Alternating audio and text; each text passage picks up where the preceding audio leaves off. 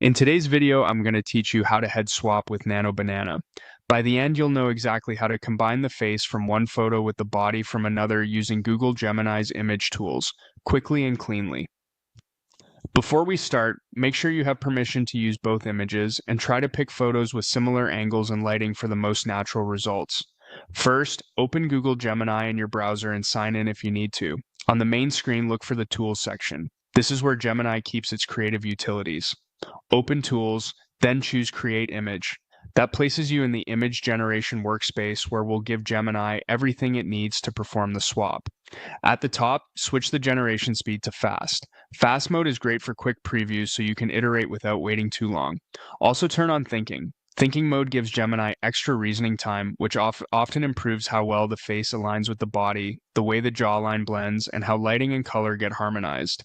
Now add your reference photos. Click the plus icon and upload your first image.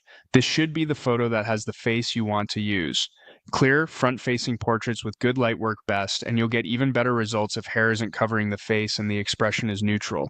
Next, click the plus icon again and upload your second image. This is the base image with the body or scene you want to place that face onto. Try to match head angle and perspective between the two shots. Even a slight match can make a big difference in realism. Click into the prompt area to tell Gemini exactly what to do. A simple direct instruction works well, such as, please insert the face of the person from image 1 into the body of image 2.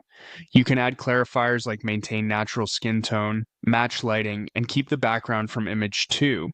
If the subject is turned slightly, mention that you want the face aligned to that angle. The more precisely you describe the outcome, the fewer revisions you'll need. When your images and prompt look good, click Submit. Gemini will generate the composite and show you the result. If the swap looks off, refine your prompt with details about angle, expression, or lighting, and submit again. Small wording tweaks can greatly improve alignment, edges, and color balance.